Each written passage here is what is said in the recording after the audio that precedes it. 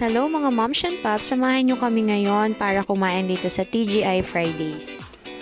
Tapos yan, pili-pili ko anong orderin. Then sinerve na muna nila tong complimentary. Masarap to mga moms. Ito yung order namin, truffle mushroom pizza. Baked salmon.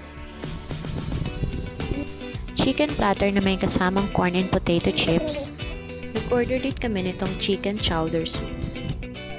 Ito naman yung kids meal para kay Alena. Meron niyang fries, mac and cheese at saka chicken. Meron din ako in-order na mac and cheese na may kasamang bread. 6-spice chicken na yan, may kasamang egg. At syempre, pinagbaon ko nitong dragon fruit itong aking baby. Super happy ang baby kapag weekend lang kasi kami nakakaalis. Ito naman si ate, naglalaro ng kanyang balon. Yung balon galing dyan sa TGI.